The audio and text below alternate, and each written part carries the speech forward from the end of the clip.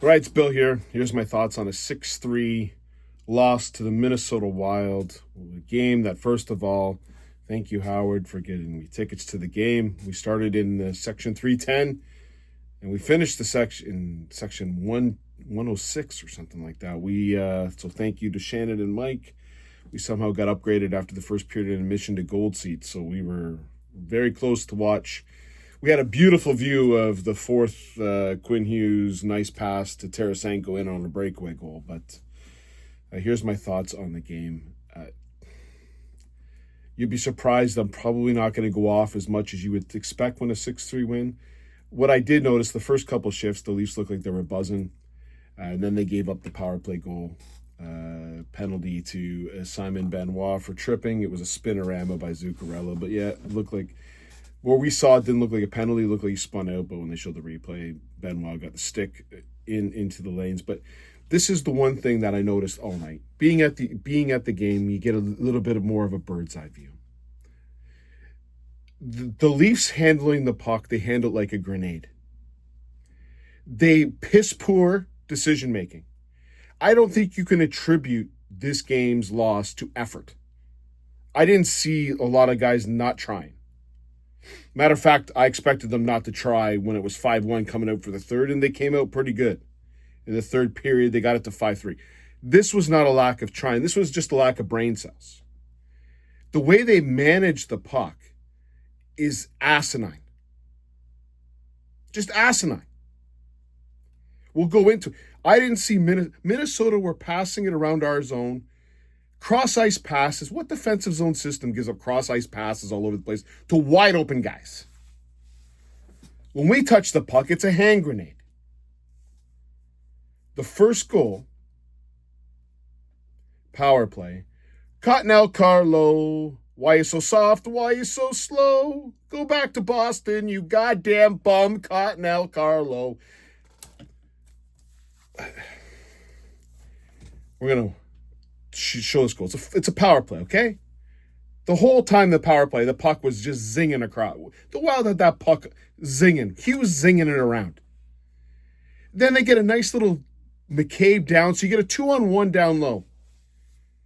And you got, I forget who the guy who made the pass, Ryan Hartman, and you got Tarasenko on the other side of the net.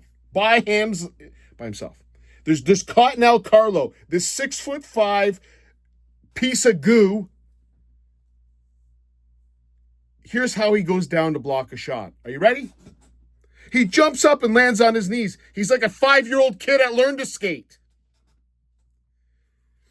There was one 2-on-1 that Simon Benoit played perfectly. You lay down on the ice. If you're going to take the pass, get down on the ice. Not Cottonelle Carlo. You might get the puck might actually touch his rib. You know, like honestly, this guy is such a pansy.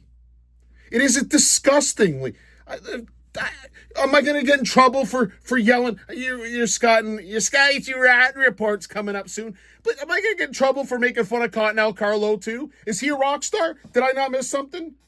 I know you guys think Scotty's the rock star, but is Carlo, is it okay to make fun of Carlo? Just want to make sure. Or is he playing awesome? Well, if you think he's playing awesome, watch that first goal. You'll see the fourth goal coming up too. But watch the first goal. He went down on his knees to block a pass. That's not the way to block a pass. You get full down. You make the guy flip the puck. Or take the guy who's going to shoot it into the net who's by himself.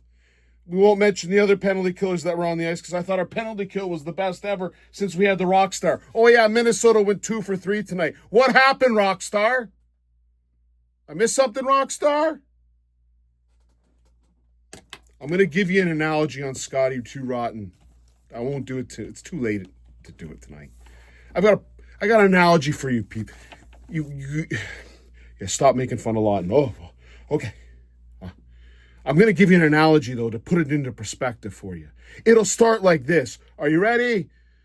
Who's more valuable to the Leafs right now? Scotty Lawton or Troy Stetcher? You tell me. Then the next question I'm going to start with is, what did we give up to get those players? But I'll give you a huge analogy about it. I should be happy that we got a fourth line center. Anyways, he didn't cover down low on that either. But this one's on Carlo and Benoit for the penalty. Just silly stuff. And it's 1-0. So you get this great start. We get a penalty. The next thing you know, the puck is in the net. And I thought at that point, the Leafs stunk for the rest of the first period. They look slow.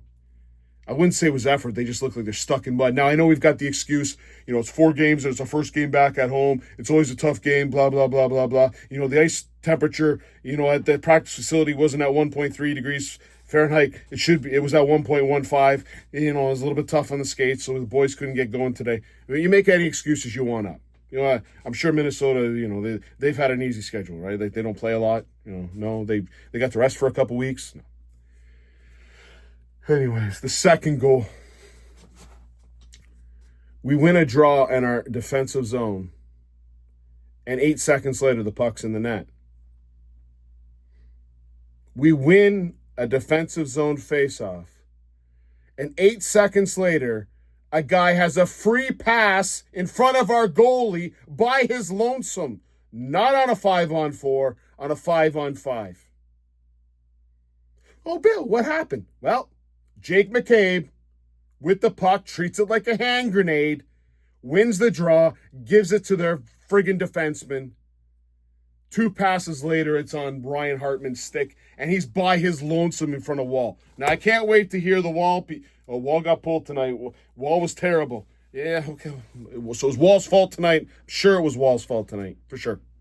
Had nothing to do with Jake McCabe just handing the puck over, or we'll get to the 3rd, 4th, and 5th, and 6 goals. Well, 6 goals I still got a thought on it. Just hands the puck over. No one on him. The one thing that you can watch at the games, the Leafs panic when they get the puck in their own end, and they ice the puck an extraordinary amount of time. I know really does it for something to do. Like there was a couple times that Ryan had no one on him. He just fires the puck down the ice.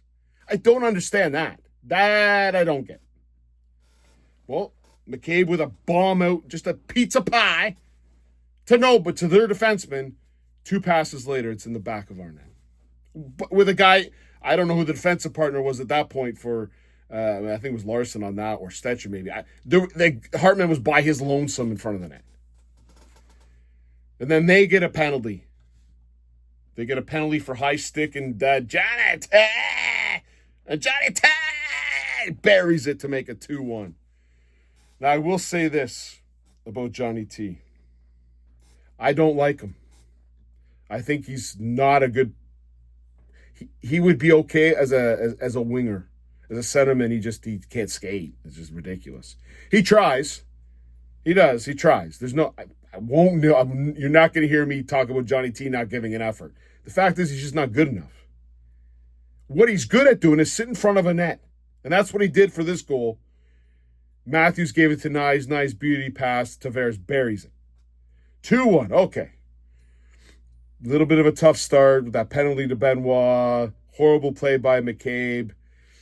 Getting into the second period. Okay, let's see what we can do. Now, this is about the time we went down to the lower part of the stands. And you got that penalty, but the Leafs they were coming. They were bringing some energy. There were some good shifts, good mucking down low. I love my mucking. If a guy like a mucking, I'm a mucking guy. I like a good mucking. And the Leafs started to muck it up for a couple. Starting to get excited. And then Scotty T. Ratton, the rock star, with a stupid icing call.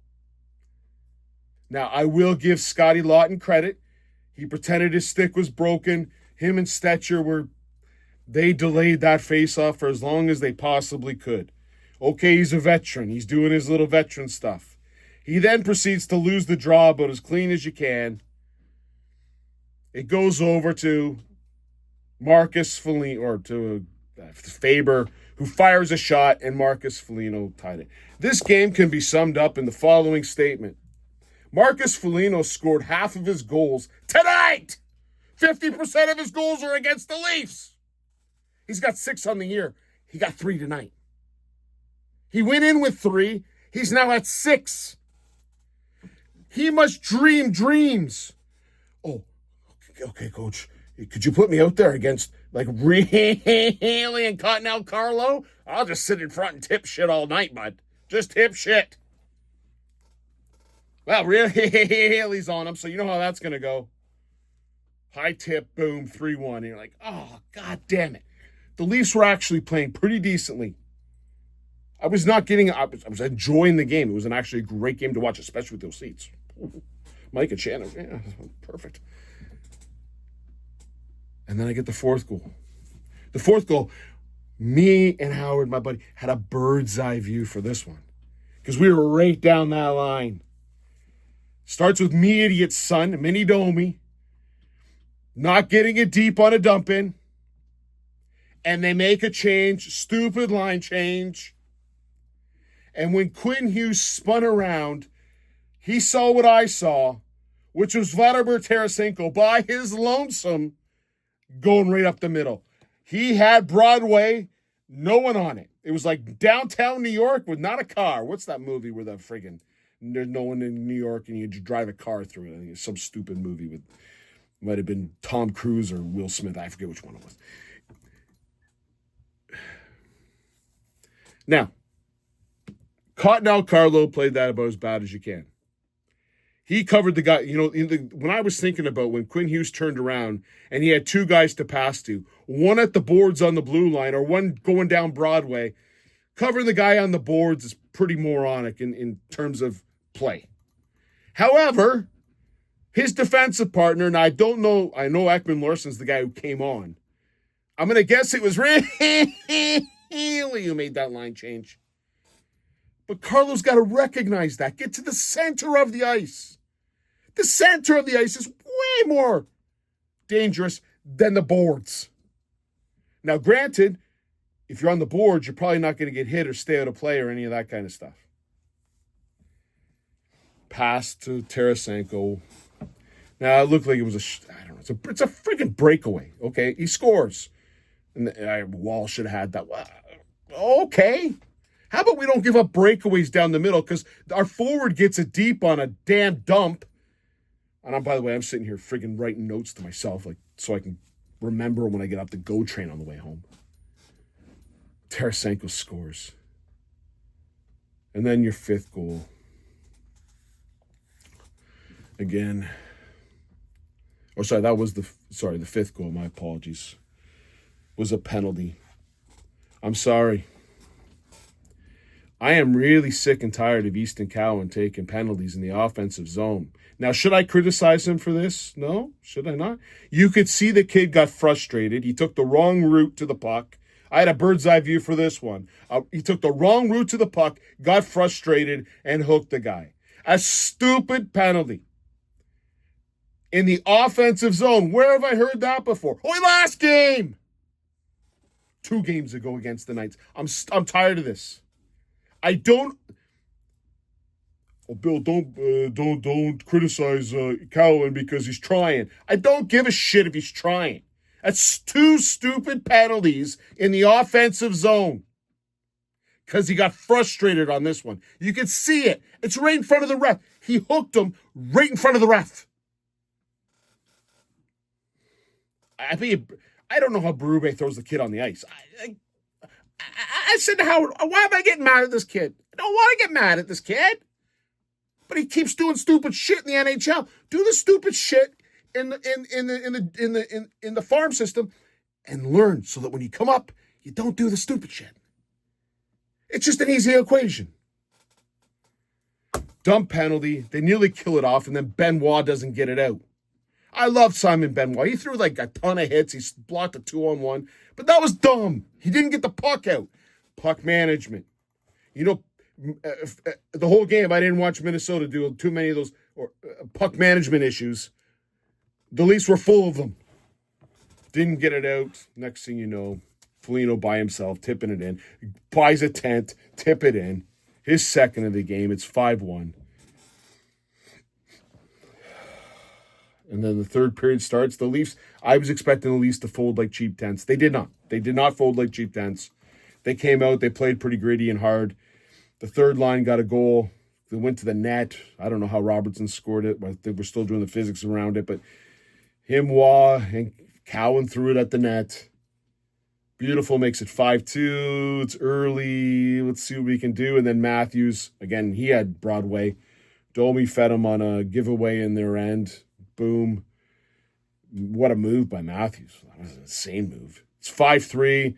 All right, we're cooking with a little bit of gas. The next shift comes out. Yeah, we're getting somewhere. We're getting some shots. We're getting things happening. We pull the goalie. We do the same play. This is puck management 101. I'm going to explain something to Chief Craig Strongbow. Our team does a lot of dumping and not a lot of chasing. We're not a dump and chase team. We don't have the players to dump and chase. The key to dump and chase is the chase part. It's easy to dump it. You can't chase it. The same play twice. We ring it around the boards. Our forward loses the battle on the boards, which they always do. And then I forget who took the shot for them. He went for an empty net. And then they had a couple chances to the empty net. And then we get the puck back. We do the same play, and the same thing happens. And over to Marcus Foligno. Empty net goal. I saw hats on the ice. For God's sakes, Minnesota Wild, I saw hats on the ice. I bet you if he scored a goal in Minnesota, there wouldn't be hats on the ice. Oh, Minnesota's, there'd probably be hats on the ice. Marcus Foligno with his 6th goal, 3 goals against the Leafs in one game. He scored 50% of the goals against the friggin' Leafs. What am I going to do at this point? And Hildeby started I should have mentioned, Hildeby started the 3rd period. He played pretty decently. That's the game. The Minnesota Wild are a better team than the Leafs. That's not surprising. I wasn't surprised by that. It was crazy to watch Quinn Hughes play and Brock Faber. Like, my goodness. The mobility on that defense compared to the Leafs defense. Like, I was watching Jake McCabe fire passes right off the ref. Now, you can get upset at the ref, but the ref didn't move. Oh, no, there was a great first period opportunity where Scotty Lawton hit the ref and it went out front of the net. And Lorentz got a goal. You just see that they're different. And they don't make mistakes with the puck. The Leafs are just, I don't know what it is. If it's confidence, they just don't, skill-wise, they don't have it. Just dumb plays with the puck. The other thing, I had a good laugh. Kelly Yankock is by far the worst. Like, this guy's not. He moves a lot of stuff. He does. Everything moves on his body. Hell, I think when he's skating, I don't think there's a muscle or a spasm or I'm going to call. That's what I would call him. I'm going to call him a spasm. There's nothing that doesn't move on his body. He just is just a disgusting hockey player. He's very bad. I mean, I watched him leave the puck. He went to skate with the puck, and he just forgot the puck. I get it. We got injuries, but Quillen in? Like, there can't be anything. Well, there's no way that guy's doing anything positive for anybody on this organization. Put Quillen in, for goodness sakes. Like, what?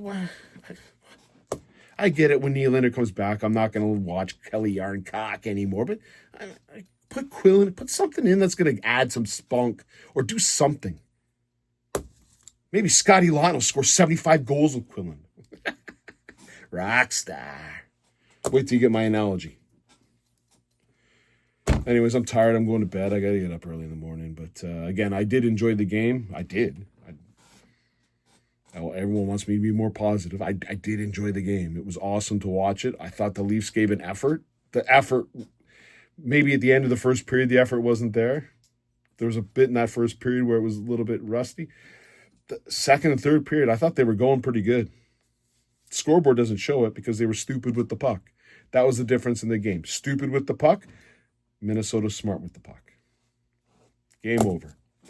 Anyways, they play Detroit on Wednesday. I said this week, if they get 4 points, the same thing as I said last week, you need the Detroit game. That's got to be 2 of the 4. That's got to be 2 of the 4 points. And you hope you win the Boitano Bowl on Friday, but you got to get the Detroit game. This is like a must-win for the Leafs on Wednesday. I'll talk to you Wednesday. Cheers.